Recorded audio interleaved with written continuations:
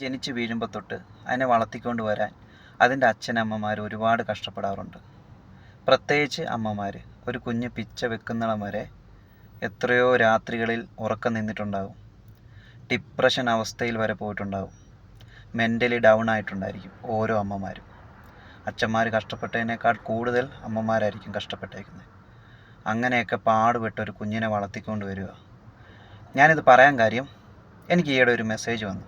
ഒരമ്മയുടെയാണ്, എൻ്റെ വീഡിയോസ് കണ്ട് വന്നതാണ്. ആ അമ്മ പറഞ്ഞതാണ്, അമ്മ ആശാ വർക്കറായിട്ടൊക്കെ വർക്ക് ചെയ്തിട്ടുണ്ട്. ഒരുപാട് പേർക്കൊക്കെ സഹായം ചെയ്ത് നടന്ന ഒരാളാണ്. അവർക്കൊരു മോന് പൊന്നു പോലെ വളർത്തിക്കൊണ്ട് വന്ന്. ഒരു മോളുണ്ടായിരുന്നു, മരിച്ചുപോയി. മോൻ കല്യാണം കഴിച്ചതോടുകൂടി മോൻ്റെ സ്വഭാവം മാറി. മരുമോൾ വന്നു. മരുമോളുടെ ഭരണം സഹിക്കാൻ വയ്യാതെ ആ അച്ഛനും അമ്മയും വീട് വിട്ടിറങ്ങേണ്ടി വന്നു.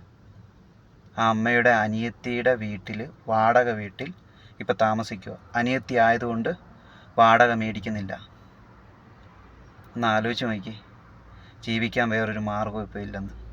സങ്കടപ്പെട്ടുകൊണ്ട് അമ്മ എനിക്ക് മെസ്സേജ് ഇട്ടേ.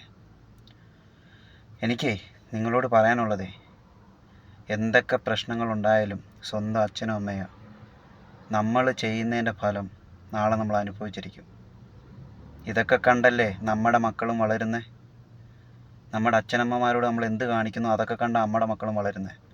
അവർ തിരിച്ച് ഒരു നാൾ നമ്മളോട് ഇതൊക്കെ തന്നെ ചെയ്യും.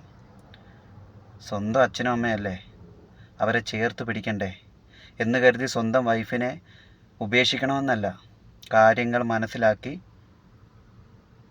മുന്നോട്ട് കൊണ്ടുപോവുക. അതാണ് കുടുംബജീവിതം.